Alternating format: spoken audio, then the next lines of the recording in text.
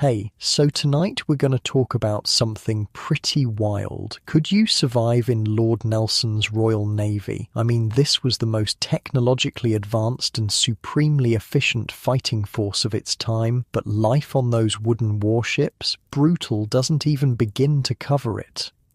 Oh, and if you're enjoying these stories, I'd really appreciate a like or subscribe. Super curious where you're all listening from, so drop a comment with your location and what time it is there. Always blows my mind how people are falling asleep to this all over the world.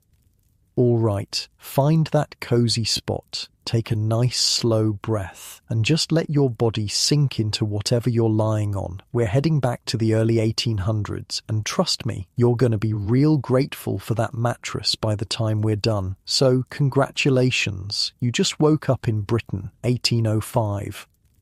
Your eyes flutter open to darkness, not the comfortable darkness of your bedroom with subtle light leaking in around the curtains, but a damp, oppressive darkness that smells like unwashed bodies, tar, and something sour you can't quite place. Your back aches from the canvas hammock strung tightly across a space barely wider than your shoulders. The rough wool blanket scratches against your skin, and your thin mattress, stuffed with what feels like lumpy straw, does little to cushion your body from the hard canvas beneath. Around you, dozens of men snore and grunt in their sleep, packed in like sardines, each hammock hanging just 14 inches from the next. You're on the lower gun deck of a Royal Navy warship, and it's sometime before dawn. The air is thick and stale, no windows, no fresh breeze, just the fetid exhalations of 100 sleeping men. The gentle rocking of the ship makes your hammock sway slightly. It would almost be comforting if your head wasn't pounding from the rum ration you consumed last night. Suddenly, a piercing whistle cuts through the darkness, followed by gruff shouts. "All hands! Up or down! Rise and shine, you lazy bastards!" The boatswain's mates are moving through the deck, shaking hammocks and occasionally cutting one down if its occupant is too slow to respond. The sailor crashes to the hard wooden deck with a thud and a curse. You don't want to be next. Good news, you're about to become part of the most powerful navy the world has ever seen. Bad news, there's a decent chance you didn't volunteer for this. See, the Royal Navy in Lord Nelson's time had a serious manpower problem. In peacetime, they had around 14,000 sailors, but by the Battle of Trafalgar in 1805, after years of war with France, they needed 110,000 men to crew their massive fleet. That's a hell of a recruiting gap to fill. Some men voluntarily joined up, sure. Young lads from coastal towns dreaming of adventure, or men escaping poverty with the promise of regular meals and pay. But a whole lot of others, they were taken by force. The press gang, just the name of it, probably sent shivers down the spines of men in seaside towns across Britain. Imagine you're having a drink in a tavern after a long day's work as a merchant sailor. The door bursts open and in storms a gang of tough-looking men led by a naval officer. Before you can even finish your ale, you're clubbed over the head, dragged through the streets and tossed in a boat heading for a warship anchored in the harbour. Congratulations, you've just been pressed into service for His Majesty's Navy. Technically, the law stated they were only supposed to take men between 18 and 55 who already had sea experience. But in practice, if the Navy needed bodies, the press gangs took whoever they could get their hands on. Farmers, blacksmiths, bakers, didn't matter. They'd learn the ropes or die trying.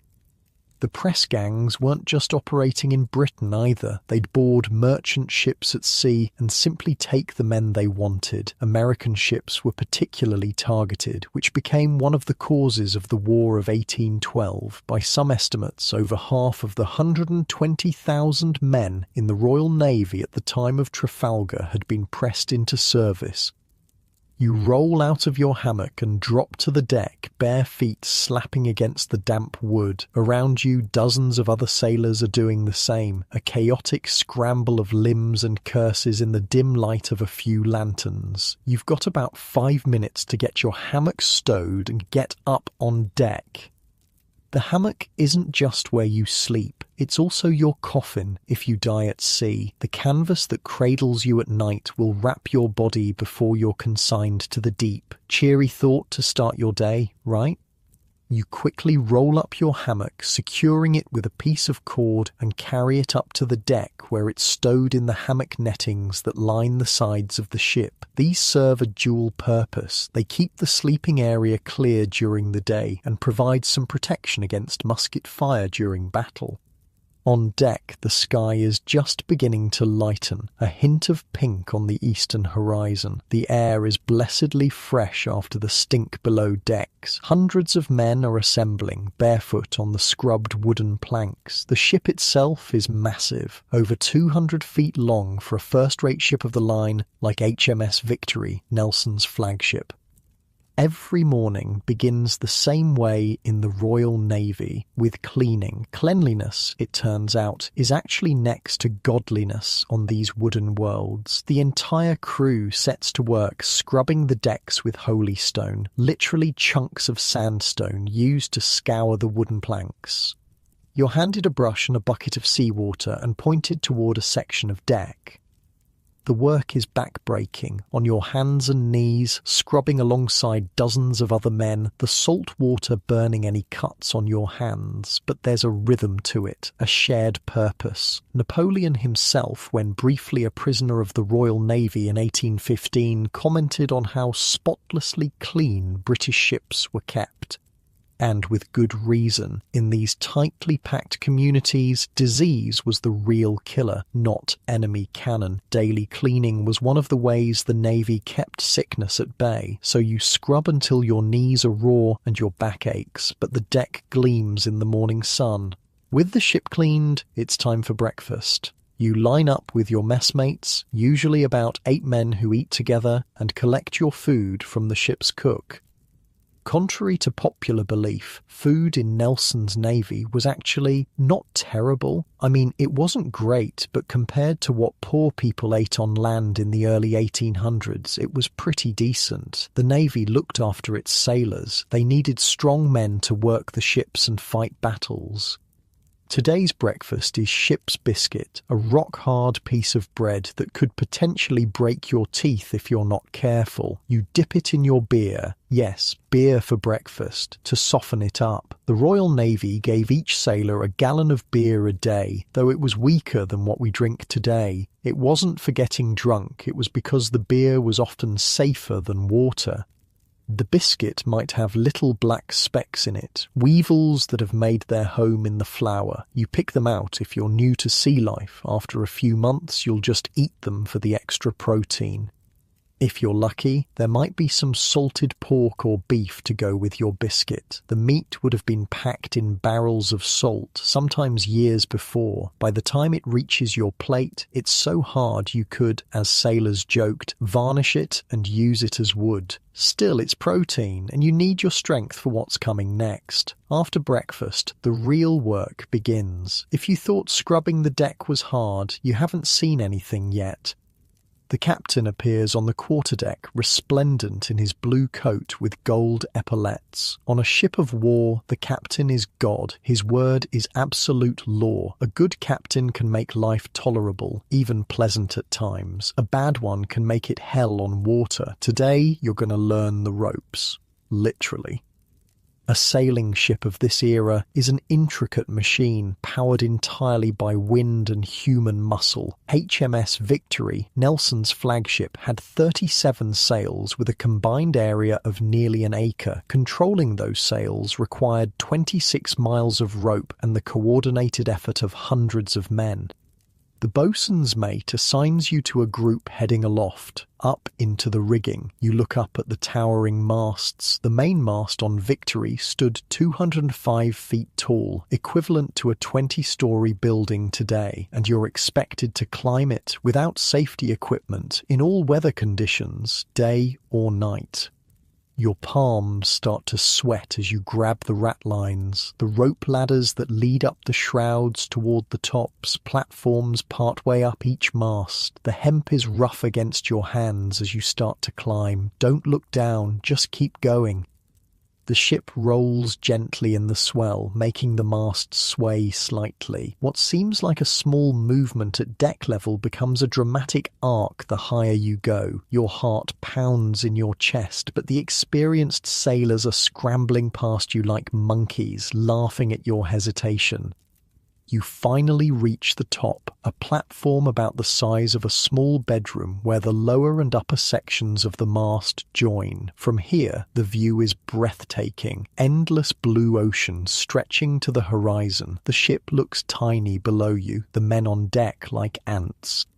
But there's no time to enjoy the view. You're here to learn how to handle the sails. The real topmen, the elite sailors who work the highest sails, are already climbing higher, out along the yards, the horizontal spars that hold the sails, with nothing but a foot rope to stand on. These men are the athletes of the ship. They work in howling winds, lashing rain, and crushing heat, furling and unfurling massive canvas sails, adjusting them precisely to the captain's orders relayed by shouted commands and whistle signals from below. And they do it hundreds of feet in the air, with one slip meaning certain death. During battle, they continue this work while cannonballs tear through the rigging around them, severing ropes and sometimes limbs. You're not ready for that yet. You're assigned simpler tasks on the lower sails, learning the names and functions of dozens of lines. There's the halyards, sheets, braces, clew lines, bunt lines, and dozens more. Each has a specific purpose in controlling the complex sail plan. It's overwhelming, but you have no choice but to learn quickly. Mistakes up here can be fatal, not just for you, but potentially for the entire ship if a sail is mishandled in a storm. As you work, the more experienced sailors teach you the ropes, literally and figuratively. They show you how to tie the essential knots, the bowline, clove hitch, sheet bend, and others. Your hands, soft from landsman's work, begin to blister and bleed. Within weeks, they'll be calloused and strong. The work never stops. When you're not handling sails, you're maintaining them, repairing tiers, replacing worn lines, tarring the standing rigging to protect it from the elements. The ship is in constant motion, and so are you. By midday, your muscles are screaming. The sun beats down on your back, already turning red with sunburn. There's no sunscreen in 1805, just the gradual toughening of skin or the protection of a sailcloth shirt if you're lucky enough to have one.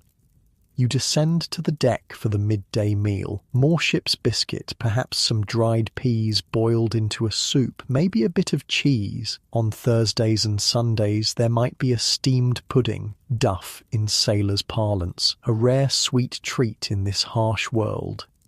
The food is washed down with more beer, or if that's run out, as it often did on long voyages, with grog, rum mixed with water, a daily ration that simultaneously lifted spirits and dulled the pain of this brutal existence. Nelson himself was a strong advocate for proper feeding of his men, knowing that well-fed sailors were both healthier and happier.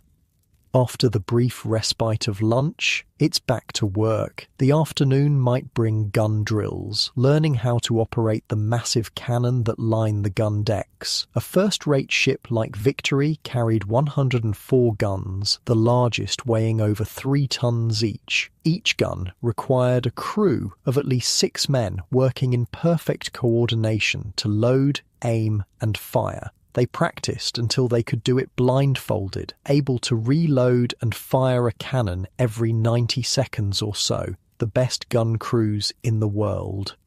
Loading these monsters was a complex dance. First, the powder monkey, often a ship's boy as young as 10 or 12, would bring a flannel bag of gunpowder from the magazine deep in the ship. The gun captain would use a long needle-like tool to puncture the bag through the cannon's touch hole, then pour fine powder into the hole. Another sailor would ram home the main powder charge, followed by the cannonball itself, using a long wooden ramrod. When the order to fire came, the gun captain would touch a smouldering slow match to the primed touch hole. The resulting explosion would send a 32-pound iron ball hurtling toward the enemy at around 1,000 feet per second. The recoil would send the cannon rolling backward on its carriage, straining against the thick ropes, the breeching that kept it from careening across the deck. Then the crew would use block and tackle to haul the massive gun back into position for reloading. All this in a space about 7 feet high, filled with choking smoke, deafening noise, and dozens of other gun crews doing the same thing. In battle, the gun deck was literally hell on earth, hot, smoky, and incredibly loud. Men routinely lost their hearing after years of naval service. But battle was rare. Day-to-day life was an endless cycle of work, watches, and more work. The ship operated on a watch system, dividing the crew into 2 groups that alternated duty, 4 hours on, 4 hours off, around the clock, except for the dog watches in the evening, which were only 2 hours each, designed to rotate the schedule so men didn't always stand watch at the same time. This meant that you never got more than 4 consecutive hours of sleep, ever, for years at a time. As the afternoon wears on, dark clouds begin to gather on the horizon. The wind freshens, the sea grows choppy. The captain orders a reduction in sail. Now comes another test of the crew's skill and coordination. Shortening sail on a square-rigged vessel requires hundreds of men working together, each knowing their exact role. The process must be done quickly but carefully. Too slow, and the ship could be caught with too much canvas in a sudden squall. Too hasty, and vital equipment could be damaged. Orders are shouted, whistles blown. Men scramble up the ratlines again, out along the yards. You join them, your earlier fear now tempered with a bit of hard-won confidence. The ship pitches more violently now, the motion at the top of the mast amplified tenfold. You cling to the yard with one arm while using the other to help gather in the massive expanse of canvas. The wind rises further, rain begins to fall, the footing on the yard becomes treacherous, the rope slippery in your hands. One mistake, one slip, and you'll fall 100 feet to the deck or into the churning sea. Both equally fatal, but you don't fall. Somehow, despite the fear and exhaustion, you complete your task. The sail is furled, secured with gaskets against the yard. You make your way back down to the deck, legs shaky but alive. The storm hits in earnest now. Rain lashes the deck, the wind howls through the rigging, the ship heels over under the pressure, waves breaking over the bow. This is the true test of a warship and her crew, not just fighting the enemy, but fighting the sea itself. In the waist of the ship, waves wash across the deck, soaking everyone to the skin. The temperature drops as evening approaches. There's no chance to change into dry clothes. You'll work in what you're wearing until your watch ends, then perhaps hang your clothes to dry while you sleep naked in your hammock, hoping they'll be merely damp rather than soaking when you need them again 4 hours later. Through the storm, the work continues, adjusting sails, manning the pumps that keep the ship from filling with water through her inevitably leaky seams, maintaining course as best as possible with a crew of men straining at the whipstaff, the lever that controls the rudder on these massive vessels.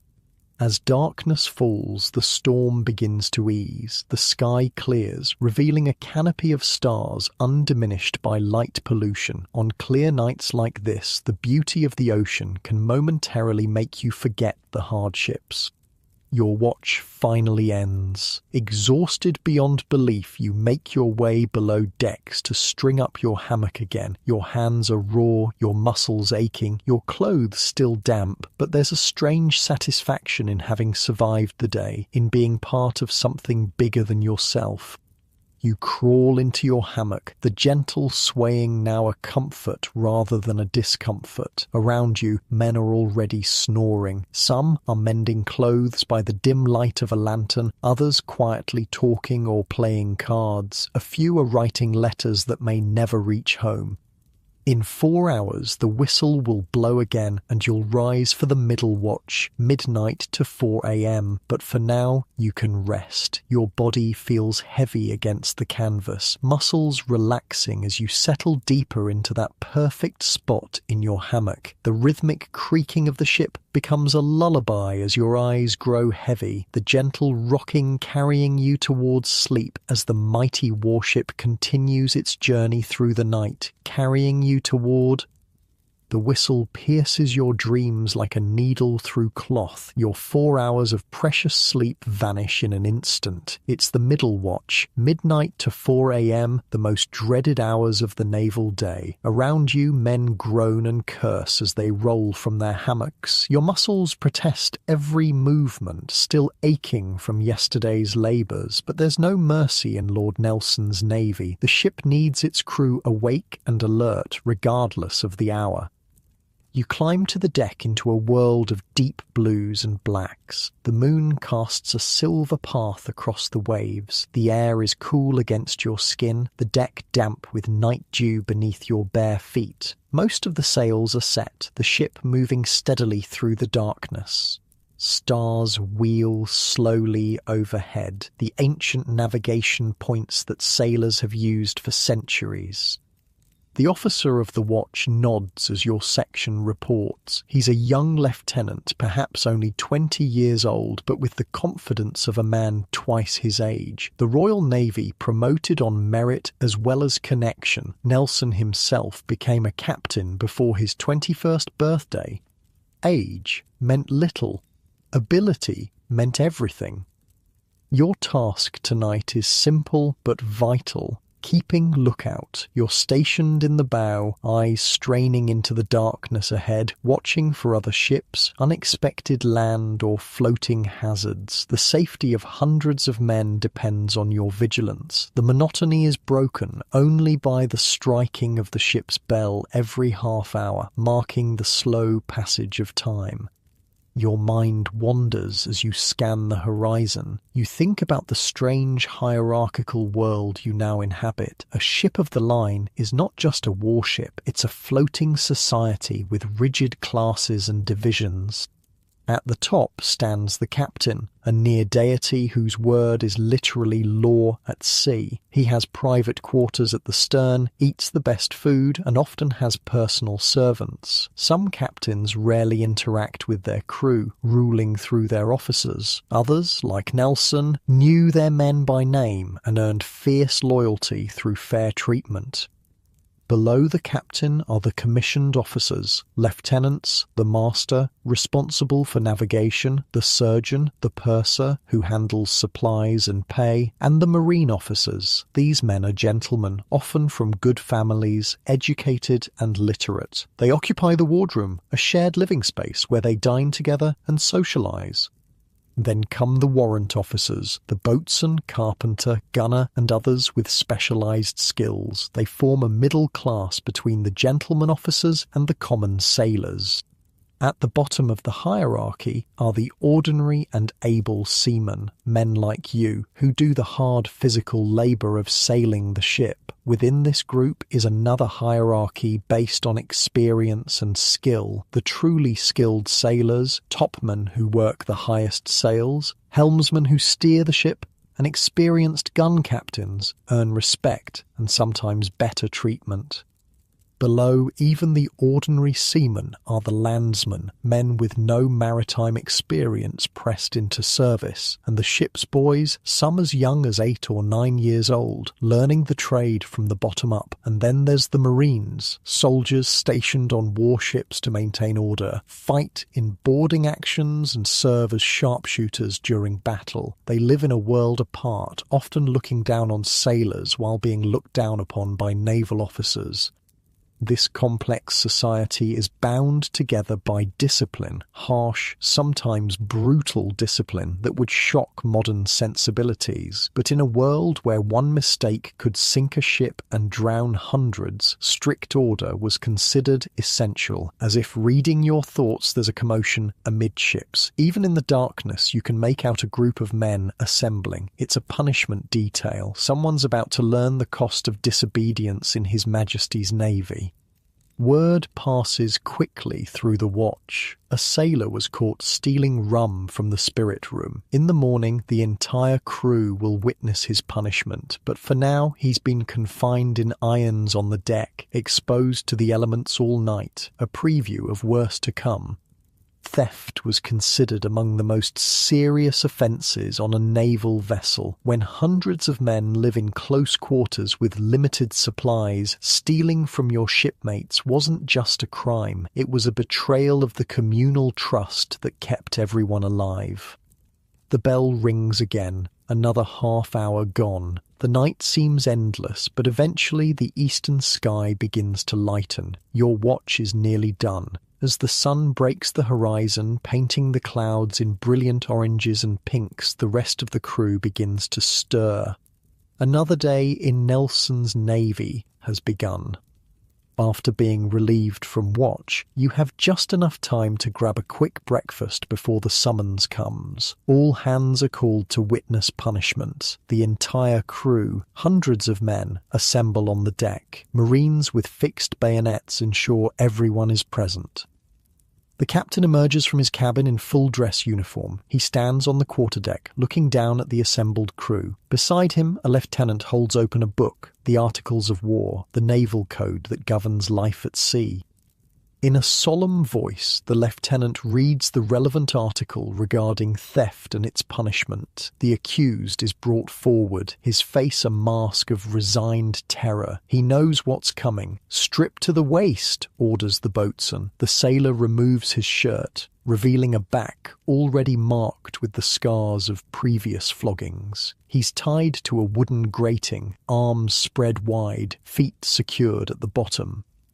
The boatswain produces the infamous cat-o'-nine-tails, a whip with 9 knotted cords that will tear into the man's flesh. In the Royal Navy, flogging was the primary means of maintaining discipline. Minor infractions might earn a dozen lashes, more serious ones, many more. The captain pronounces the sentence, 24 lashes. Not the worst punishment, that would be reserved for desertion or mutiny, but enough to leave the man's back a bloody mess and serve as a warning to others. The boatswain takes position. The crowd falls silent. The only sound is the creaking of the ship and the snap of the flag overhead. Then comes the whistle of the cat through the air and the sickening sound of knotted rope striking flesh. The sailor jerks against his bonds but makes no sound. To cry out would only add shame to his punishment. 1, 2, 3. The methodical count continues, each stroke laying open the man's back a little more. By the 12th stroke, blood is flowing freely. By the 24th, his back is a mass of torn flesh. Throughout it all, the captain watches impassively. This is not cruelty for cruelty's sake. It's the system that maintains order on a vessel where one man's mistake could doom hundreds. When it's done, the man is cut down. The surgeon steps forward to clean and dress the wounds. Salt water first, which must be agonizing, then a simple bandage. The sailor will be expected back at his duties within days, his punishment complete. The crew is dismissed, the day's routine begins, but the message is clear. In Nelson's Navy, the rules are enforced with brutal efficiency. Despite the harshness, most sailors accepted the system. Some ships' companies even flogged their own members during the rare mutinies, recognizing the need for discipline even when rebelling against authority. Not all captains were equally harsh. Nelson himself was known for maintaining discipline with minimal flogging, preferring to lead through inspiration rather than fear. But even under the most humane captain, life at sea was governed by strict rules with painful consequences for breaking them. The sun climbs higher, the day grows warmer, your watch is over, but there's no rest. Every sailor not on watch has other duties, maintaining the ship, practicing with the guns, repairing sails and rigging. Idleness is not tolerated. Today you're assigned to the carpenter's crew. The ship is constantly working against itself, timbers flexing and straining with every wave, seams open, allowing water to seep in. Your job is to help find and repair these leaks before they become serious. You descend into the bowels of the ship, down to the bilge where seawater collects. The stench is overwhelming, a foul mixture of rotting wood, stagnant water, and the thousands of rats that infest every naval vessel. You wade through shallow water, checking the hull, planking for signs of leakage. It's dark work, lit only by the occasional lantern. The ship's lowest spaces are barely 5 feet high, forcing you to stoop constantly. The heat is stifling, the air thick and foul. Sweat pours from your body as you work, mixing with the bilge water. The carpenter shows you how to identify trouble spots and make temporary repairs. Oakum, unraveled rope fibers mixed with tar, forced into leaking seams, wooden plugs hammered into more significant holes. It's endless, filthy work, but essential. A ship that can't keep the sea out is a ship that will sink. After hours in the stinking darkness, you emerge into blessed sunlight. Your clothes are soaked with sweat and bilge water. Your hands raw from working with tar and rough wood. But there's no time to clean up. The boatswain's pipe is calling all hands to a new task.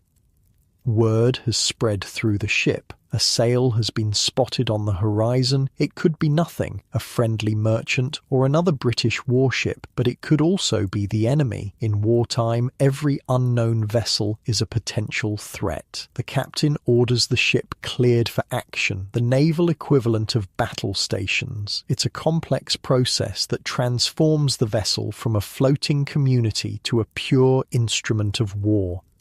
All non-essential items are stowed below. Hammocks are brought up from below and stuffed into the netting along the ship's sides, providing additional protection against enemy fire. Gun ports are opened, cannon run out, powder monkeys, ship's boys assigned to carry ammunition take their positions near the magazines. Marines climb into the fighting tops, muskets ready.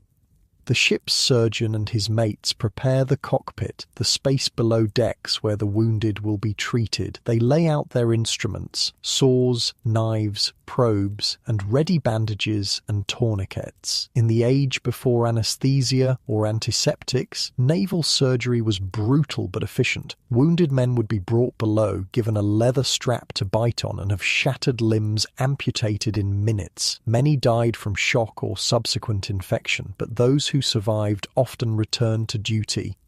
As the ship approaches the unknown vessel, tension builds. Men speak in hushed tones or not at all, each preparing in his own way for what might come. Veterans check their weapons and equipment with practiced efficiency. Newer sailors, including you, try to copy their calm demeanor while fighting rising panic. Battle at sea in the age of sail was a special kind of hell. Ships would maneuver for advantage, trying to position themselves to fire full broadsides into the enemy while minimizing their own exposure. When the cannon opened fire, they turned the ordered world of the ship into chaos. A single broadside from a first-rate ship like Victory unleashed over 500 pounds of iron, fired from cannon packed so closely together that gunners could touch elbows with the next gun crew. The noise was beyond deafening. It was physically painful, a wall of sound that could rupture eardrums and stun the unprepared. And the casualties were horrific. Cannonballs tore through wooden hulls, sending deadly splinters, some as long as a man's arm, scything through flesh. Grapeshot, bags of musket balls fired from cannon, turned decks into slaughterhouses. Chain shot, 2 balls connected by a length of chain, was designed to cut through rigging and bring down masts, often crushing sailors beneath tons of falling wood. But the greatest horror was below decks, where gun crews fought in dim light, choking smoke and confined spaces. A direct hit could send a cannon careening across the deck, crushing everything in its path. Fires were a constant danger, and throughout it all, men had to continue loading and firing with mechanical precision, ignoring the carnage around them.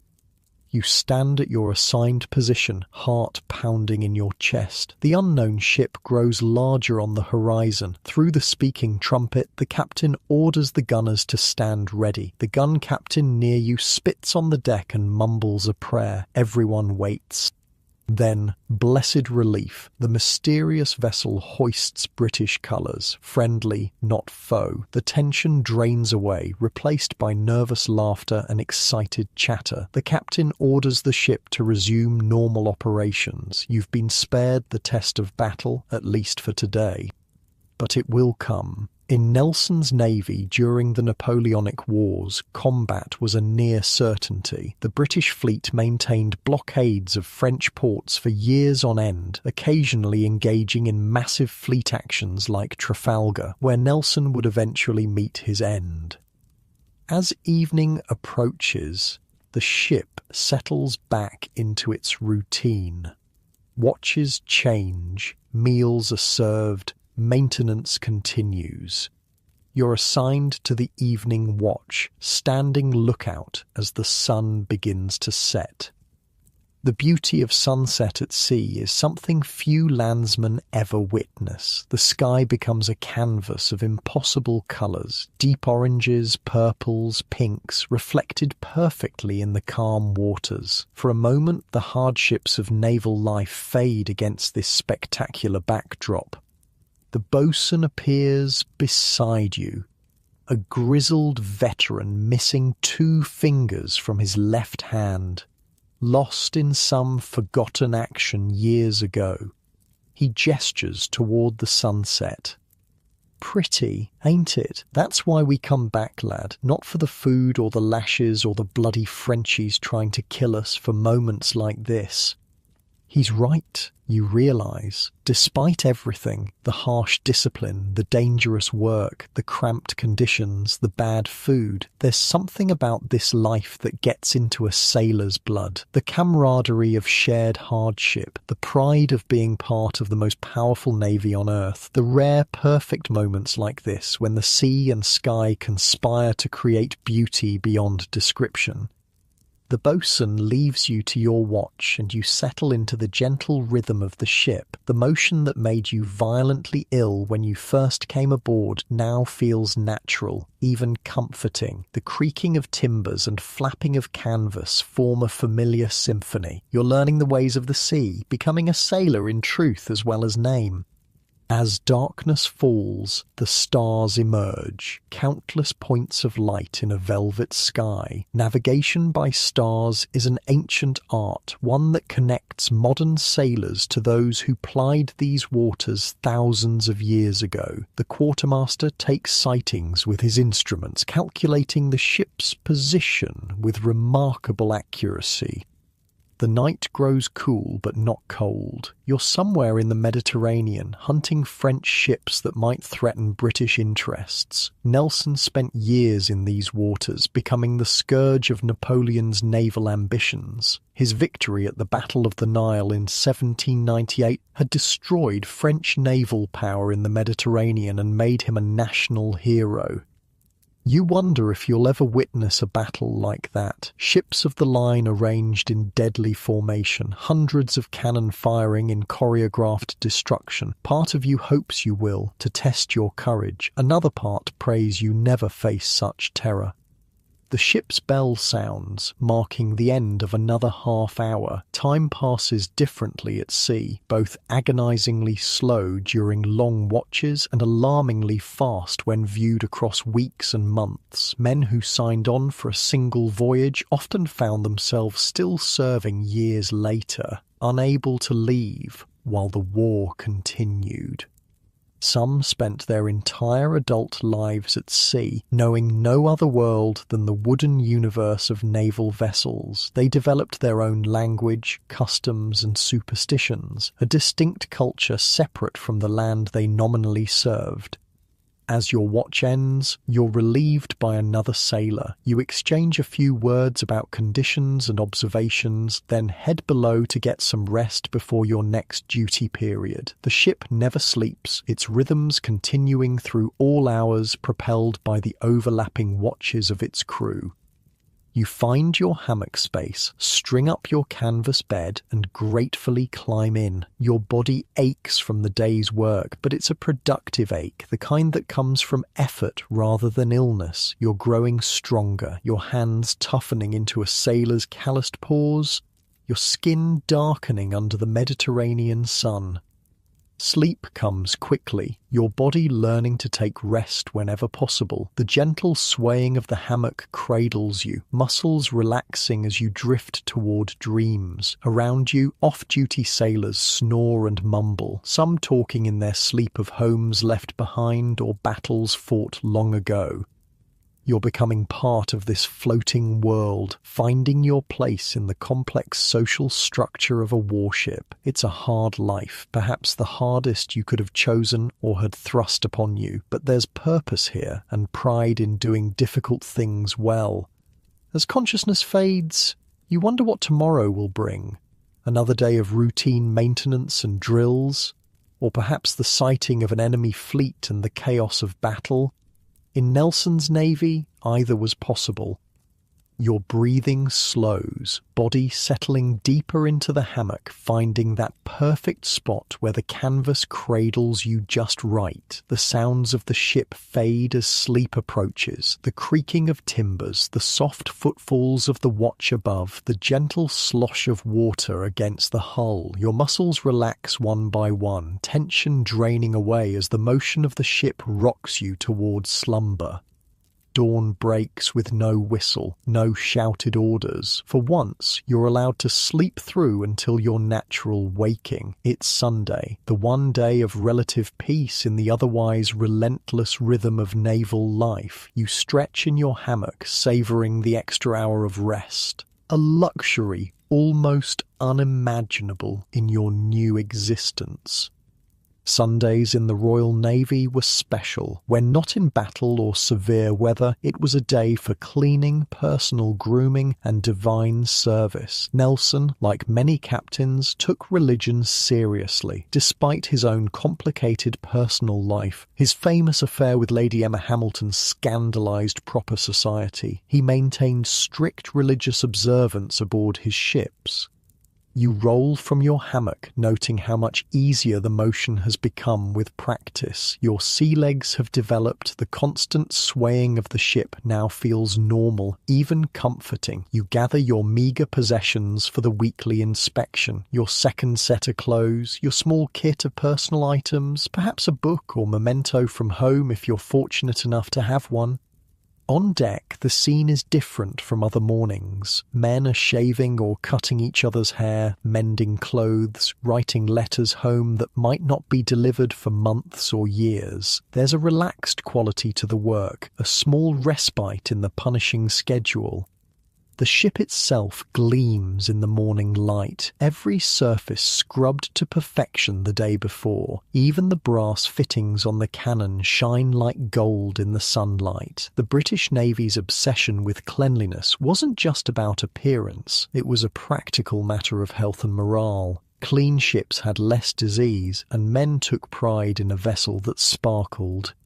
At mid-morning, the boatswain's call summons all hands for Sunday service. The crew assembles on the main deck, officers on the quarterdeck above. Some ships carried chaplains, but most relied on the captain to conduct religious services. He would read from the Book of Common Prayer, perhaps offer a sermon and lead the crew in hymns. Even on warships with hundreds of men from diverse backgrounds, some pressed unwillingly into service, these services were remarkably solemn affairs. Religion provided structure and meaning in a dangerous world where death could come at any moment, from enemy action, accident, or disease. After the service comes the highlight of the naval week, Sunday dinner, the one meal where the quality and quantity of food noticeably improved. The cook has been preparing since dawn, creating the closest thing to a feast possible with naval provisions. Your mess, the group of about 8 men who eat together, gathers around your table space. Today's meal might include salt beef that's been soaked to remove some of the brine, peas pudding, perhaps even a steamed dessert called duff, a dense, sweet pudding that was the highlight of naval cuisine. The food is served in wooden bowls or on wooden plates, eaten with spoons or fingers. Each mess elected a mess cook from among their number, rotating the duty weekly. This unlucky individual collected the food from the ship's cook, divided it equally, and cleaned up afterward. Unfair division would lead to swift and vocal complaints. In the tight community of a ship, food was too important for favoritism. Some messes developed elaborate systems to ensure fairness, like the one cuts, other chooses method for dividing meat portions. As you eat, conversation flows more freely than usual. Sunday is a day for storytelling, for sharing news and gossip from around the ship. Veterans tell tales of great battles they've witnessed or famous officers they've served under. Some stories grow with each telling, naval legends expanding like sails in a favourable wind. Talk eventually turns to Nelson himself, the most famous admiral of the age. Though relatively few sailors had actually met him personally, his reputation spread throughout the fleet. Unlike some senior officers who were feared or hated, Nelson was genuinely beloved by ordinary seamen. "Saw him once at Portsmouth," says an old gunner's mate, "missing an arm and an eye, but walked like he was 10 feet tall. Nodded to us common sailors like we mattered." Nelson had lost his right eye in Corsica in 1794 and his right arm in Tenerife in 1797. Rather than ending his career, these injuries became part of his legend. He drove himself relentlessly, never using his wounds as an excuse. This earned him tremendous respect from men who lived in a world where physical hardship was a daily reality. But it wasn't just courage that made Nelson special. It was his genuine concern for the men under his command. He fought for better food and medical care for sailors. He knew hundreds of men by name and took an interest in their welfare. And most importantly, his brilliant tactics minimized British casualties while maximizing damage to the enemy.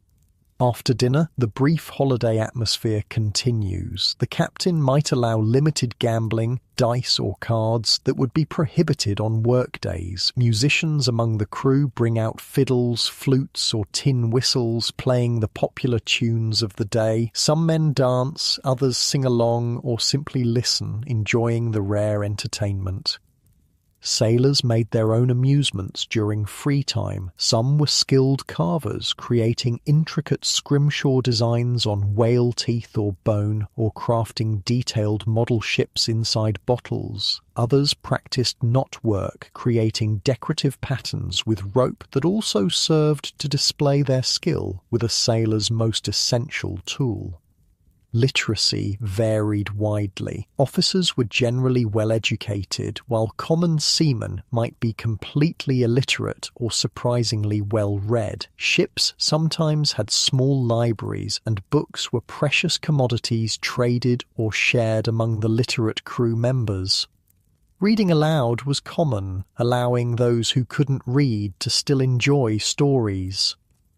For the illiterate majority, oral tradition remained strong. Sea shanties, work songs with call and response patterns, helped synchronize effort during labor like hauling on ropes or raising anchor. Other songs told stories of naval victories, doomed romances, or the hardships of a sailor's life. As afternoon drifts toward evening, you notice a change in the atmosphere. The relaxed mood gradually shifts as men prepare for the return to normal routine at midnight. Some head below early, trying to store up extra sleep before their watches resume. You find yourself on the forecastle, the raised deck at the front of the ship, watching the sun begin its descent toward the horizon. The Mediterranean stretches endlessly in all directions, the water changing from blue to gold in the late light. An older sailor joins you, pipe in hand. He's been in the Navy for over 20 years, serving on everything from small sloops to ships of the line. The sea is written in the weathered lines of his face, in the permanent squint of his eyes from years of looking into sun and wind. "Thinking about home, lad?" he asks, tamping tobacco into his pipe.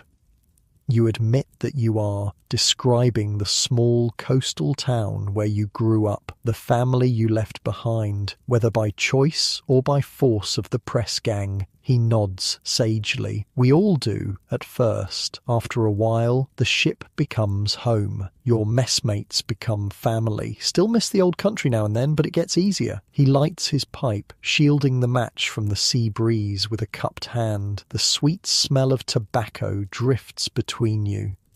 "You know why Nelson's the best?" he asks suddenly, changing the subject. "It's not just that he wins. Plenty of admirals win battles. It's that he wins while looking after his men, doesn't waste lives to make himself look good."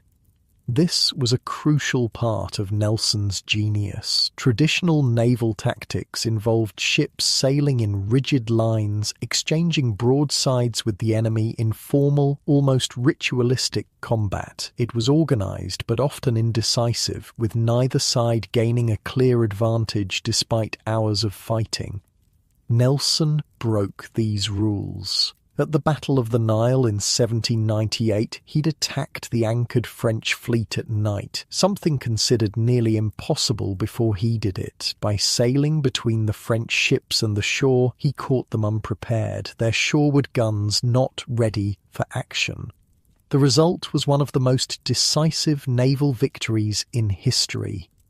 Been with the fleet since before Aboukir Bay, the old sailor continues, using the alternative name for the Battle of the Nile. Saw what he did to the French there. Pure genius it was. They never knew what hit them. He describes the battle in vivid detail, the shock of the French as British ships appeared where they couldn't possibly be, the thunderous roar of cannon fire, the night sky lit by burning ships. The French flagship L'Orient exploded during the battle with such force that both fleets stopped firing for 10 minutes, stunned by the destruction. And after, Nelson made sure we rescued French sailors from the water. Enemy or not, they were seamen like us. That's why the men love him. He understands the brotherhood of the sea. This too was part of Nelson's character, a combination of ruthless tactical brilliance in battle and genuine humanity toward both his own men and defeated enemies. He fought to destroy France's naval power, not to kill French sailors unnecessarily.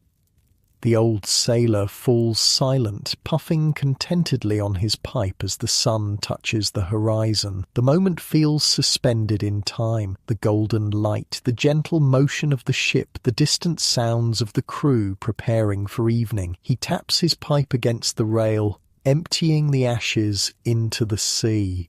"Get some rest while you can, lad. Tomorrow's back to the grind."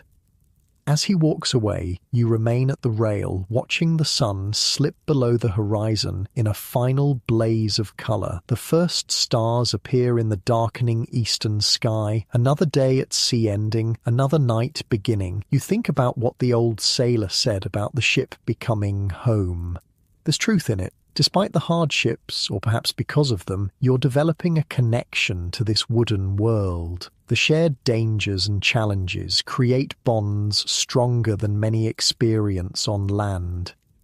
As dusk deepens into true night, you head below to string your hammock. Around you, the off-duty portion of the crew prepares for sleep or quiet conversation by lantern light. Some play quiet games of cards, others write in journals or read dog-eared books passed from sailor to sailor. In one corner, a small group has gathered around a sailor skilled at spinning yarns. His hushed voice carries tales of sea monsters and ghost ships, of mermaids and buried treasure, the folklore of men who live at the mercy of an element they can never truly tame. You listen from your hammock. The fantastic stories a pleasant diversion from the harsh realities of naval life. Even the most hardened sailors maintained superstitions and beliefs that landsmen might find childish. But at sea, where disaster could strike without warning, and survival often seemed as much a matter of luck as skill, these stories provided comfort.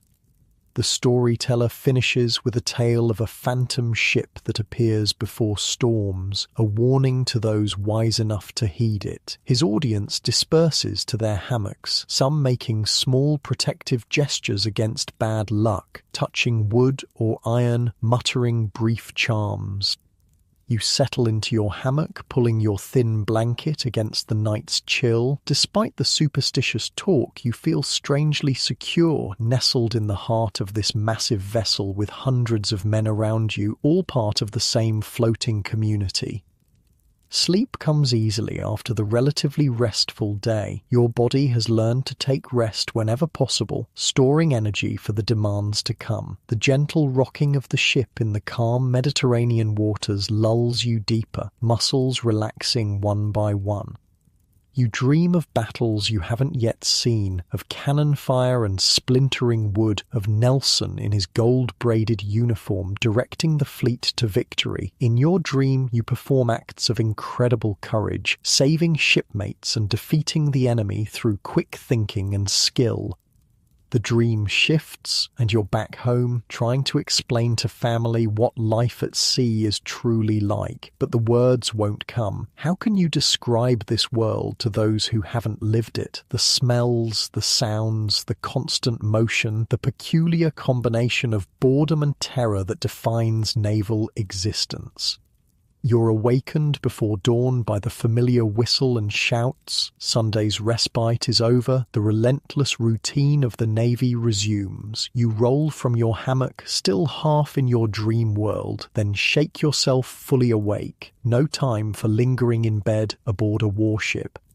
The day begins, as all days do, with cleaning. The holy stones come out. Men drop to hands and knees to scrub the decks. The work is as hard as ever, but somehow you find it less overwhelming than before. Your body is adapting, growing stronger. Tasks that once left you exhausted now merely leave you tired. After breakfast comes a surprise announcement. Battle drills. The captain wants to test the crew's readiness to ensure that Sunday's relaxation hasn't dulled their edge. The order, clear for action, sends hundreds of men into controlled chaos. You take your assigned position, helping to prepare the gun deck. Wooden partitions that divide living spaces are dismantled and stowed. Gun ports are opened, cannon run out. Sand is scattered on the decks to provide traction when they become slick with blood. The surgeon and his mates set up their grim workspace below, ready to deal with the wounded. The transformation is remarkable. In less than 15 minutes, the ship has changed from a floating village to a pure weapon of war. Every man knows his place, his specific tasks. The gun crews stand ready at their massive weapons. Marines take positions in the fighting tops with their muskets. Officers check that all is in order. The captain inspects the ship, moving methodically from station to station. He's accompanied by his lieutenants, each responsible for different sections of the vessel. Their trained eyes miss nothing. A gun not properly secured, a man out of position, equipment not ready for use. Overall, he seems pleased. There are a few sharp words for minor deficiencies, but the crew has performed well. The captain reminds everyone that their lives depend on this readiness. In battle, seconds matter. A gun fired a moment too late, a sail adjusted too slowly. These small failures could mean defeat and death. After the drill, normal duties resume. For you, that means working with the sailmaker's crew, repairing damaged canvas. It's detailed work, requiring strength to push needles through tough material and skill to create seams that won't fail in high winds.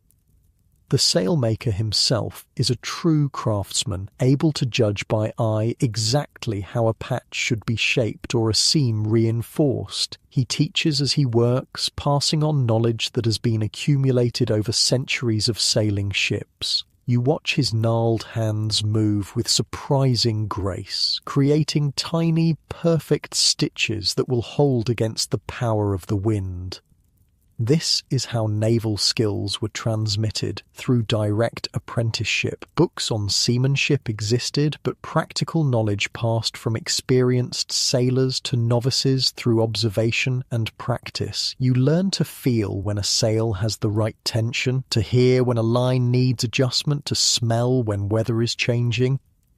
By midday, your fingers are sore from pushing the heavy needle through canvas, but you've completed several repairs under the sailmaker's approving eye. There's satisfaction in the work, in acquiring skills that have real value in this world. After the midday meal, you're assigned to a different task, helping the gunner's mates maintain the cannon. These massive weapons require constant attention to remain functional in the corrosive sea environment. You learn to clean each part, to check for dangerous cracks in the metal, to ensure that the wheels and tackles move smoothly. The gunner shows you how to mix the precise consistency of tallow and beeswax that protects metal parts from rust. It's meticulous work. A cannon that fails during battle is worse than useless. It's a deadly hazard to its own crew. The hours pass in focused labour. The ship continues its patrol, searching for French vessels that might have escaped the blockade. Lookouts scan the horizon constantly, alert for the telltale shape of sails or the distant smudge of smoke that might indicate ships in distress. As evening approaches, you're sent aloft to help adjust the sails for the night. The climb up the ratlines is almost routine now, your initial terror replaced by cautious confidence. You still respect the height and danger, but you no longer freeze with fear. From the top, the view remains breathtaking. The ship looks impossibly small below, the vast sea stretching to the curved horizon in all directions. The setting sun turns the water to molten gold, the sky to watercolour washes of orange and purple. You finish your work and descend as darkness falls. The night watch takes their positions, lanterns are lit, the ship settles into its evening routine. After dinner, you have a brief period of free time before your watch begins at midnight. Some men are playing cards by lantern light, others mending clothes or writing letters. A few are already asleep, storing energy for the middle watch. You find a quiet corner and take out the small wooden piece you've been carving in odd moments, a gift for one of your messmates whose birthday approaches.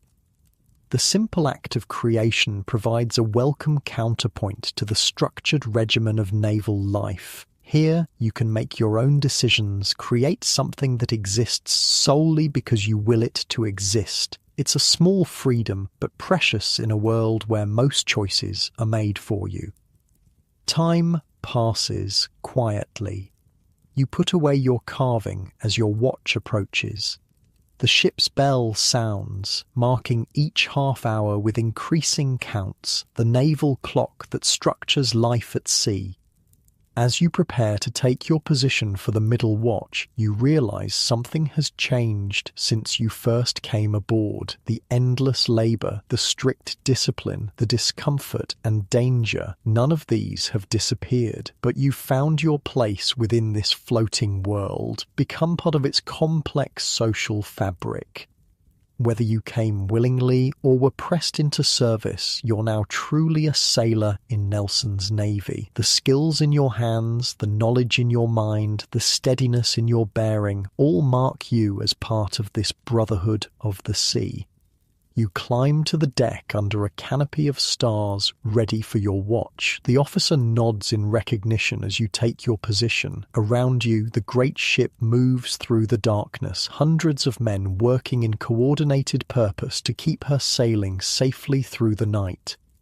Your eyelids grow heavy for just a moment as you settle into your watch position, the gentle rocking of the ship creating a soothing rhythm. You shake off the momentary drowsiness, focusing on the dark horizon ahead. The cool night air feels refreshing on your face, your muscles relaxing slightly as you find that comfortable stance that lets you stay alert without unnecessary tension. The distant creaking of the rigging becomes almost musical as the distant thunder of cannon fire jolts you fully awake. Your watch has been uneventful until now, the sea calm under a blanket of stars, but that sound is unmistakable. Naval guns somewhere beyond the horizon. "Deck there," comes a shout from the masthead lookout. Flashes to the southwest. The lieutenant of the watch is instantly alert, calling for the captain. Within minutes, the ship is alive with activity. The captain emerges from his cabin fully dressed despite the late hour. Senior officers always sleep lightly, ready to respond to emergencies. Through his telescope, the captain studies the distant flashes, brief, silent bursts of light that illuminate the night horizon. He makes a quick decision. Beat to quarters, all hands to battle stations. The drummer begins the rhythm that signals battle preparation. Men pour from below decks, taking positions with practiced efficiency. The gun crews ready their weapons, Marines assemble with muskets, topmen prepare to make emergency sail adjustments if needed. The ship turns toward the distant battle, sails adjusted to extract maximum speed from the light night breeze. It's a slow approach. Sailing ships are at the mercy of wind and current, but steadily you draw closer to the action.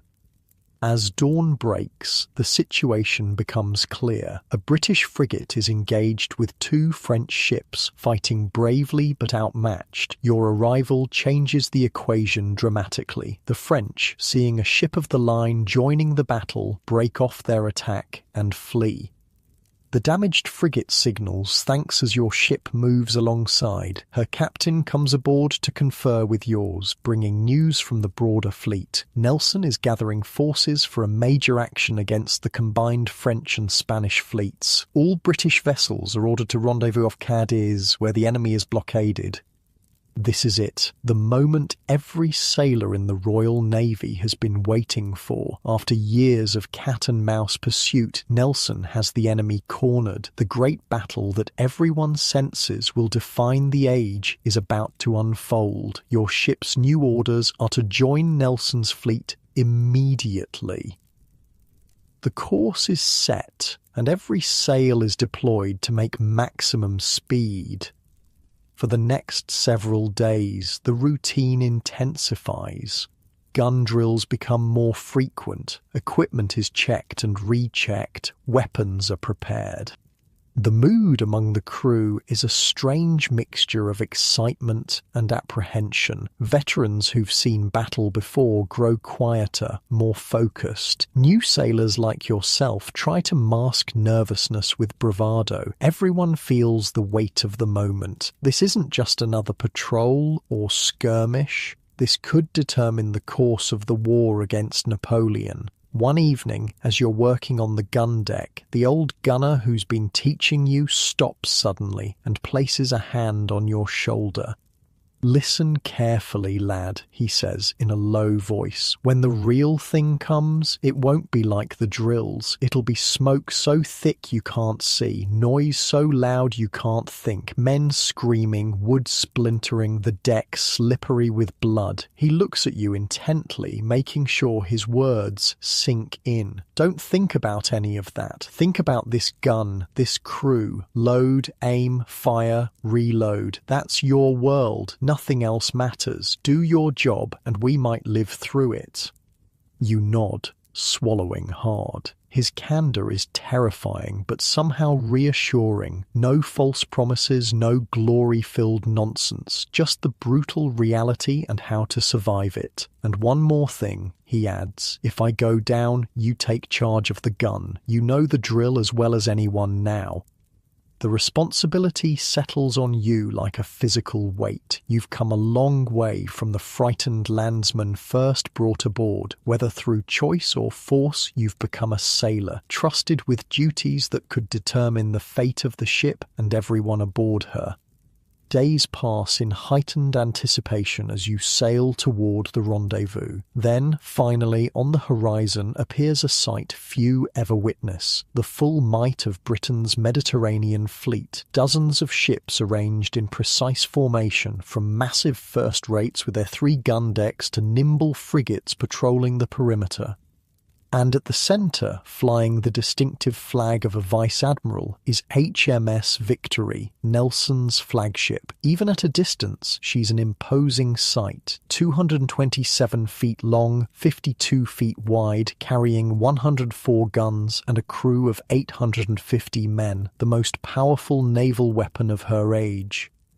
Your ship takes its assigned position in the forming battle line. Over the next days, signals flash between vessels as Nelson's plan is communicated to all captains. Unlike traditional naval tactics, which relied on ships firing in rigid lines, Nelson intends something revolutionary, cutting through the enemy line in 2 places, isolating sections of their fleet, and overwhelming them with concentrated fire.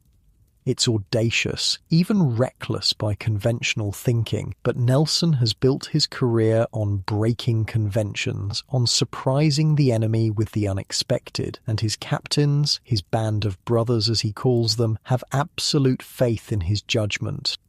October 21st, 1805 dawns clear and bright, with a light breeze, perfect conditions for battle. The enemy fleet has been sighted, 33 French and Spanish ships sailing in a ragged line. Nelson's 27 British vessels form into 2 attack columns as planned. Before the engagement begins, Nelson orders his famous signal hoisted. England expects that every man will do his duty. The message ripples through the fleet, flags fluttering against the blue sky. On every ship, officers read the admiral's words to their crews.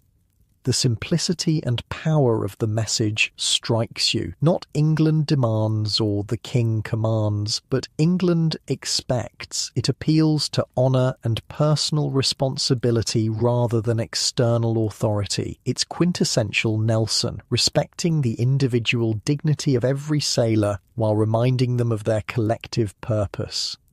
As the fleets close, an eerie silence falls. Men speak in whispers, if at all. Veterans make small rituals of preparation, checking weapons one last time, saying brief prayers, touching lucky charms. You find yourself doing the same, running through the gun drill in your mind, touching the small wooden carving you keep in your pocket. Then comes the moment every sailor dreads and anticipates, the first cannon shots. The range is extreme at first, most balls falling short or passing overhead, but with each minute the ships draw closer, the fire more accurate, more deadly. Your gun crew stands ready, waiting for the order to fire. The gun captain watches through the port, gauging distance with an experienced eye. When he judges the moment right, he gives the command, fire. The cannon leaps backward against its restraining ropes, belching flame and smoke. The noise is beyond description, not just loud, but physically painful, a concussion that pounds your entire body. The gun deck fills with choking smoke, visibility dropping to mere feet. And then you're in the rhythm of battle. Sponge the barrel to extinguish any remaining sparks, reload with powder, then ball, ram both home, prime the touch hole, run the gun out, aim, fire, repeat. Time loses meaning. It could be minutes or hours passing as you work with mechanical precision. Sweat pours down your face, mixing with powder residue to form a black paste. Your arms burn with fatigue. Your ears ring from the constant thunder of guns. Through gaps in the smoke, you catch glimpses of the battle. Enemy ships with their distinctive striped hulls, masts falling, sails in flames. Occasionally, a British ship crosses your view, flags flying, gun decks erupting in coordinated broadsides. The enemy fire is intense. Cannonballs slam into your ship, sending deadly wooden splinters flying across the deck. Men fall wounded or dead, quickly dragged aside as others step into their positions. The gun deck becomes a hellscape of noise, smoke, and carnage. A French 32-pounder hits nearby, killing 2 men instantly and wounding others. Blood slicks the deck beneath your feet. The gun captain shouts for you to take the position of a fallen powder monkey running cartridges from the magazine. You dash below into the relative quiet of the ship's heart. The powder monkeys, young boys chosen for their speed and size, form a human chain from the magazine to the gun deck. The gunner hands you carefully wrapped cartridges of powder, warning with deadly seriousness about sparks or open flame. Back and forth you run, delivering the lifeblood of the battle to the hungry cannon. Each trip reveals a new horror on the gun deck. More wounded, more dead, more destruction, but also incredible courage. Men continuing to work despite injuries, officers calmly directing fire while exposed to danger. Word passes through the ship. Nelson has been hit. The admiral, conspicuous in his dress uniform with all his medals, has been shot by a French marksman high in the rigging of the enemy ship, Redoutable. The news sends a chill through every British sailor. Nelson isn't just their commander, he's the living embodiment of British naval supremacy. But the battle plan continues to unfold. The British ships have broken the enemy line as Nelson intended, turning a single battle into several smaller actions where British gunnery and seamanship can prevail. Ship by ship, the French and Spanish vessels strike their colours in surrender or attempt to flee. Hours into the battle, the tide has clearly turned. The combined fleet is in disarray, with ships captured, sunk, or fleeing. Victory is assured, though the cost has been high. On every British vessel, the dead are laid out, the wounded cared for as best as possible in the primitive conditions. Then comes news that overshadows even the triumph of battle. Nelson is dying. The musket ball that struck him has lodged in his spine. The greatest naval commander of the age lies in victory's cockpit, slipping away even as his most decisive victory unfolds. As the battle subsides, the immediate danger gives way to a new threat: weather. A storm is approaching, and damaged ships are vulnerable. Your vessel has survived relatively intact, with torn sails and some hull damage but nothing fatal. Others aren't so fortunate. Several captured French and Spanish ships are so badly damaged they're unlikely to survive rough seas. British prize crews work desperately to make emergency repairs, knowing that each captured vessel represents not just strategic value, but substantial prize money for every man in the fleet. The wind rises, the sea grows choppy, wounded men suffer terribly as ships begin to pitch and roll. Surgeons work without rest, amputating shattered limbs, extracting splinters, bandaging what can be saved. There are no painkillers beyond rum and courage. As night falls, the full scale of the British victory becomes clear. Of 33 enemy ships, 22 have been captured or destroyed. No British vessels have been lost, though many are damaged and the casualty count is high. But the greatest loss is yet to come. Just before sunset, word spreads through the fleet. Nelson is dead. The admiral lived just long enough to know his victory was complete, reportedly saying, "Thank God I have done my duty," before breathing his last. The grief that sweeps through the British fleet is profound and personal. Men who never met Nelson weep openly for him. He wasn't a distant figure, but a sailor's admiral who understood their hardships because he'd lived them himself. In the days that follow, the fleet struggles to make its way to Gibraltar while protecting damaged prizes. The storm that threatened after the battle arrives in full fury, sinking several captured vessels and further damaging others. It's a bitter coda to the triumph of Trafalgar. Your ship survives both battle and storm, limping into Gibraltar with torn sails and a leaking hull. The wounded are taken ashore to the naval hospital, the dead buried at sea or in what will become known as the Trafalgar Cemetery on Gibraltar.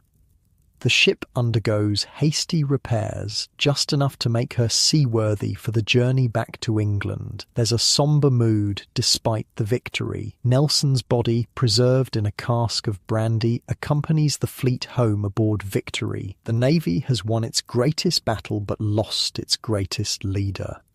For you and your shipmates, there's also the grim task of accounting for losses. Each mess tallies its dead and wounded. Personal possessions are collected to be returned to families if possible. Vacant hammock spaces stand as stark reminders of those who won't return. But naval life doesn't pause for grief. The ship must still be worked, watches stood, duties performed, and there's the practical matter of replacing losses. At the next port, press gangs will go out again, bringing in new men to fill the gaps left by battle. The return voyage to England is slow, the winter Atlantic unforgiving. Storms batter the fleet, testing repairs and exhausting crews already depleted by battle casualties. But there's a sense of purpose driving every man, bringing news of victory home, escorting Nelson on his final journey. When the coast of England finally appears on the horizon, the mood shifts. There's pride now mixing with the grief, a growing awareness that they've been part of something historic. Trafalgar isn't just another naval battle. It's the definitive moment that secured British command of the seas for generations to come. Portsmouth welcomes the returning fleet with a mixture of jubilation and mourning. News of the victory reached England weeks earlier via fast courier vessels, but the arrival of the battle-scarred ships makes it real. Crowds line the harbour, cheering each vessel as it drops anchor. Victory receives special attention, flags at half-mast for her fallen commander. Nelson's body is transferred to a coffin made from the mast of L'Orient, the French flagship he destroyed at the Battle of the Nile. It's a fitting tribute, connecting his last journey to his greatest previous triumph. For common sailors like yourself, there's little ceremony. Some are transferred to other vessels needing crew, others granted brief shore leave before their next assignment. The Navy doesn't stop for individuals. It continues its relentless purpose regardless of personal victories or tragedies. But there are compensations. Prize money from captured enemy vessels is substantial, distributed according to a strict formula that gives captains and admirals the lion's share but ensures even the lowest seaman receives something. For many, it's more money than they've ever possessed at once.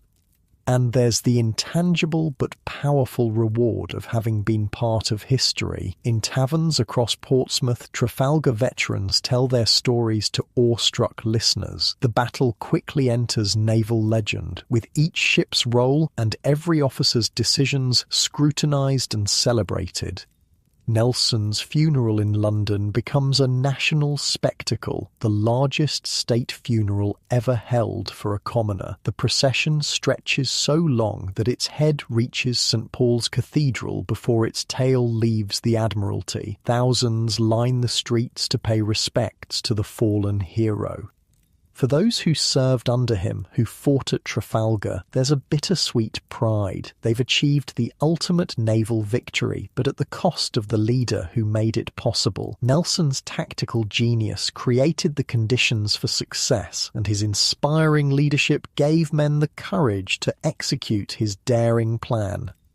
In the years that follow, the legend of Nelson and Trafalgar only grows. The battle effectively ends French naval ambitions, securing British maritime supremacy for the next century. Napoleon, deprived of naval power, can never seriously threaten invasion of Britain. The Royal Navy itself is transformed by Nelson's legacy. His emphasis on initiative and aggression becomes doctrine. His concern for sailors' welfare gradually improves conditions. The Navy that emerges from the Napoleonic Wars is not just victorious, but institutionally stronger. For the individual sailor, however, life changes more slowly. The harsh discipline, crowded conditions, and constant danger remain realities of naval service. Press gangs continue to operate, though the practice gradually declines after 1815 as the Navy contracts in peacetime.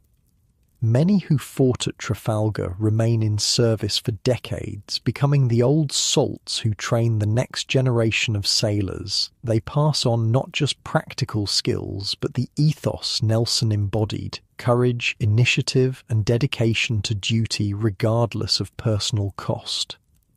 Some years later, you might find yourself on the deck of another warship, perhaps now a petty officer with authority and responsibility. Young sailors gather around as you describe what it was like that October day in 1805, when the greatest fleet action in history unfolded under a clear Spanish sky. You tell them about the smoke and thunder of the gun deck, the courage of men fighting amid carnage and chaos. You describe Nelson's famous signal and what it meant to those about to risk everything for king and country. But you also tell them about the naval life beyond battles, the daily routines, the camaraderie of the mess, the skills learned through hard experience, how a random collection of men, some volunteers and some pressed, became a cohesive crew capable of extraordinary achievements. This is the true legacy of Nelson's Navy, not just victory at Trafalgar, but the creation of a maritime tradition that would shape Britain and the world for generations. A tradition of professional excellence, of adaptability and resilience, of ordinary people performing extraordinary feats through collective effort. As twilight falls and your story ends, the young sailors disperse to their duties, perhaps seeing their own service in a new light. The ship sails on into gathering darkness, a wooden world floating between sea and sky, carrying the torch of naval tradition forward. You remain on deck for a moment, watching the stars emerge, the same stars that guided ships at Trafalgar, that sailors have used for navigation since ancient times. There's comfort in this continuity, this connection to all who've sailed before and all who will sail after. The sea itself remains unchanged, beautiful and terrible, generous and merciless. It gives life through the bounty of its depths and trade across its surface. It takes life in storms and battles and quiet accidents. The sailor's existence is defined by this duality, by constant awareness of both opportunity and danger. You feel the familiar motion of the ship beneath your feet, the gentle rolling that once made you ill but now feels like home. Your body knows this rhythm intimately, adjusts to it without conscious thought. Your muscles relax into that sailor's stance that balances effortlessly with the movement of the vessel.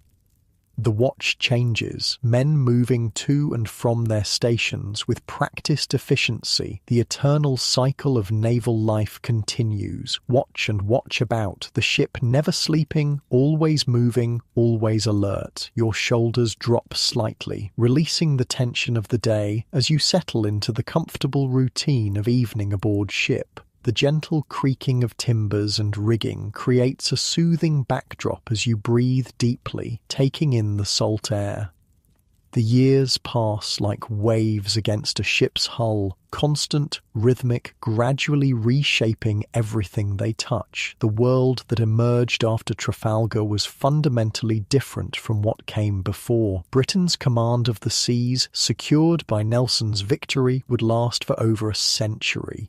The Royal Navy became not just a fighting force, but the guarantor of a global trading empire, the shield behind which British influence spread across the world.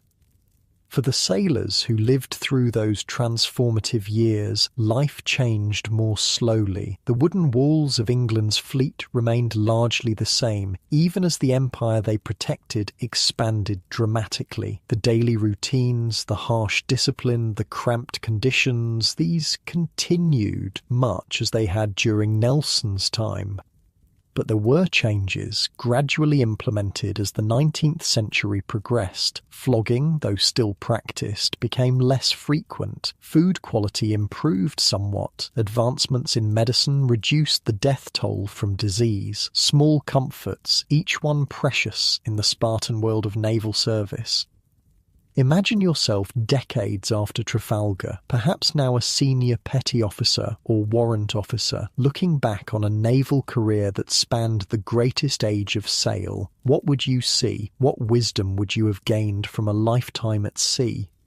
You might find yourself on the deck of yet another ship, watching a new generation of sailors learn the skills you've mastered through years of hard experience. The youngsters move with the awkward urgency of those still uncomfortable with the sea's constant motion. Their hands are soft, their faces unweathered. They remind you of yourself long ago, before salt and sun and wind etched their permanent marks on your body and soul.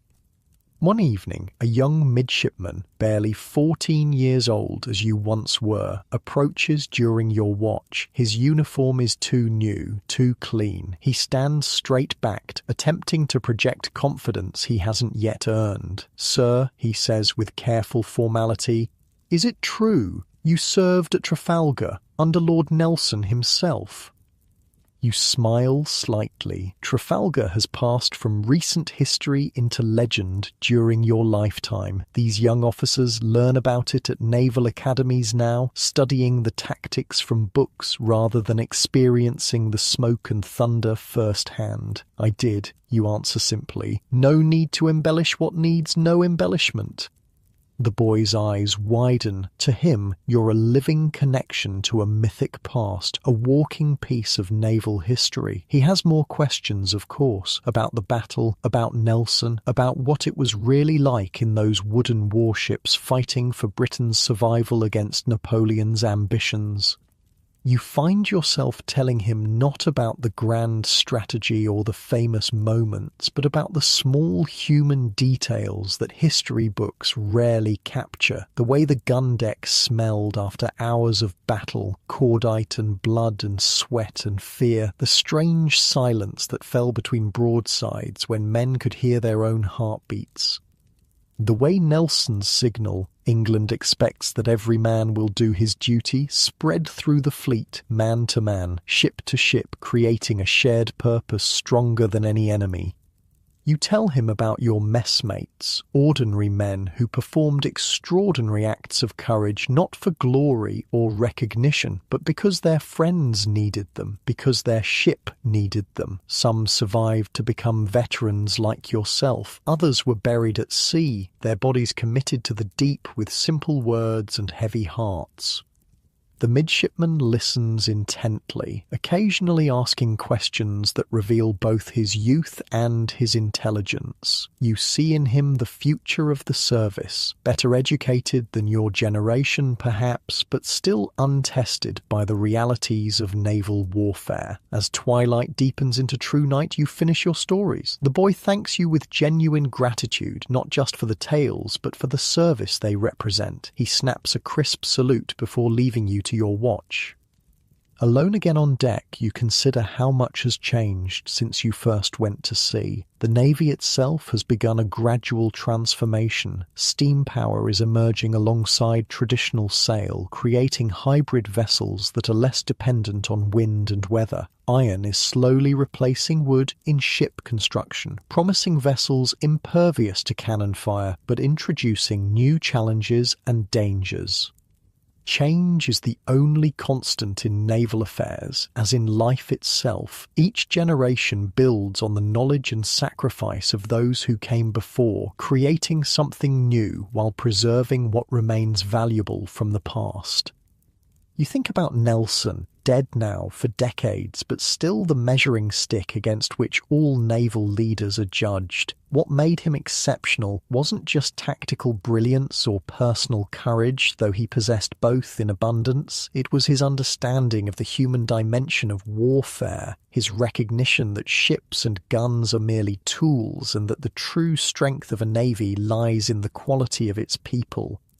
That lesson remains as true in the age of steam and iron as it was in the age of wood and sail. Technology changes, tactics evolve, but the fundamental truths of leadership endure. Care for your people, lead by example, expect much but give more. These principles, embodied by Nelson, became the foundation of the Royal Navy's ethos. The watch changes, interrupting your reflections. You relinquish your position to your relief, exchanging brief updates on course, weather conditions, and any sightings. The ritual is as old as seafaring itself, the continuity of vigilance that keeps vessels safe through darkness and danger. Below decks, the scene is both familiar and different from your early days at sea. Hammocks still hang in neat rows, but they're spaced more generously now. The air is still close, but ventilated better than before. The food remains plain, but has improved in quality and variety.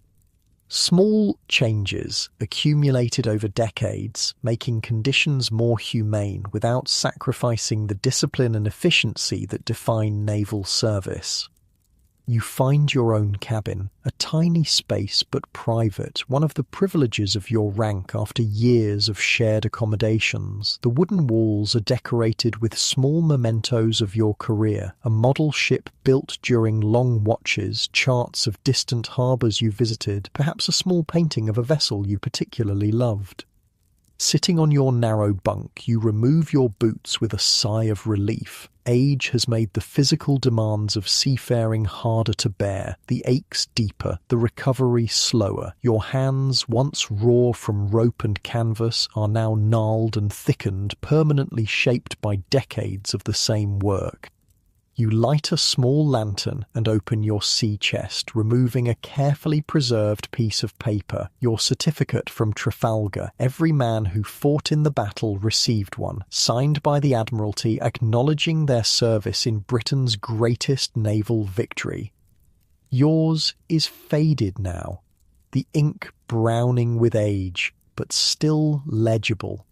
The official language speaks of duty and honour, concepts that seemed abstract to your younger self but have gained meaning through lived experience.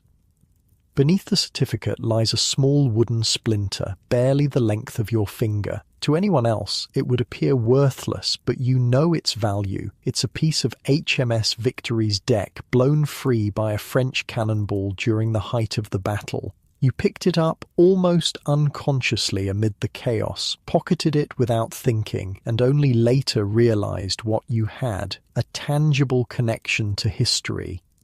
These treasures aren't for display or boasting. They're private reminders of a day when you were part of something larger than yourself, when ordinary men like you shaped the course of nations through collective courage and sacrifice. You return the items to your chest and prepare for sleep. Age has made you more appreciative of comfort, however modest. The thin mattress that once seemed barely adequate now feels welcoming to your tired body. The woolen blanket, standard Navy issue but softened by years of use, provides reassuring warmth against the night chill.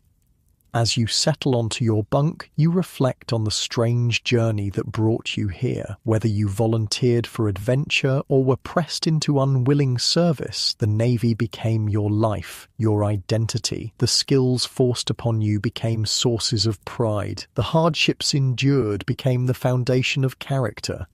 Could you have survived in Lord Nelson's Royal Navy? Not just existed, but truly lived within that harsh wooden world. The question seems academic now. You did survive, did thrive even, finding purpose and belonging in an institution that demanded everything but gave meaning in return. Would today's youth fare as well? Perhaps not initially. Each generation grows softer in some ways, harder in others, but human adaptability remains constant. Given time and necessity, people rise to meet the challenges of their era, just as you and your shipmates did in yours. Your eyes grow heavy as the ship's gentle motion rocks your bunk. The familiar sounds of a vessel at night surround you, the creaking of timbers, the soft footfalls of the watch above, the distant slosh of water against the hull. These aren't disturbances, but comforts, the acoustic signature of a world you've inhabited for a lifetime.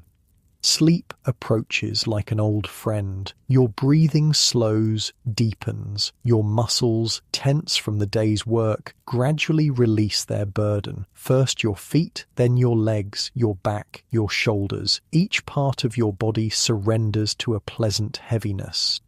In that space between wakefulness and dreams, you see again the ships of your youth, great wooden castles with billowing canvas wings moving majestically across azure seas. You see faces long gone, messmates who became brothers, officers who shaped your development, enemies faced across smoke-filled gun decks. And perhaps, just for a moment, you glimpse Nelson himself, slight in stature but immense in presence, his remaining eye bright with intelligence and purpose. In this twilight vision he acknowledges you with a small nod, one sailor to another, bound by the brotherhood of the sea across the decades. The image fades as sleep deepens. Your consciousness drifts like a ship before a favourable wind, moving from the solid shores of waking thought toward the boundless ocean of dreams. The transition is gentle, peaceful, the reward for a day well spent, a life well lived. This is the final lesson of Nelson's Navy, the wisdom earned through years of service in the harshest of environments. There is profound rest waiting at the end of honest labour. There is deep satisfaction in knowing your place in the world and filling it with integrity. There is lasting peace in duty faithfully performed. Your breathing settles into the rhythm of true sleep. The naval world continues around you. Watches change, courses are maintained, the countless tasks of shipboard life proceed without pause. But for now, you're granted respite, your body and mind renewed by the ancient cycle of work and rest.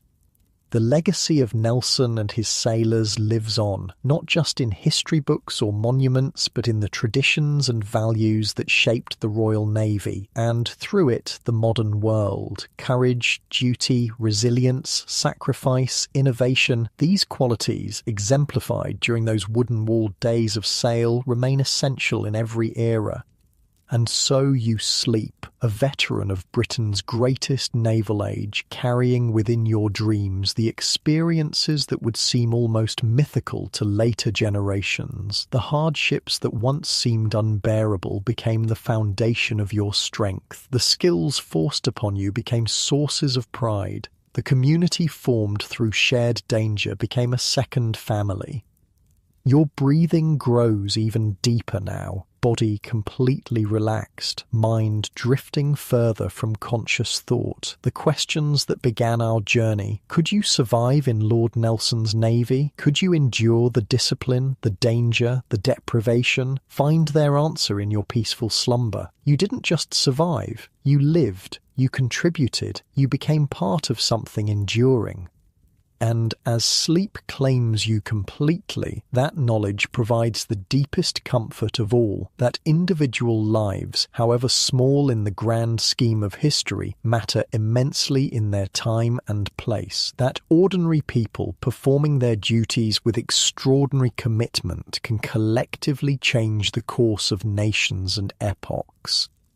Your breathing is now the slow, steady rhythm of deep sleep. Your face relaxes, the lines of age and experience temporarily softened. Tomorrow will bring another day of naval routine, of challenges and responsibilities. But for now, rest comes as it always has, earned through service, sweetened by purpose.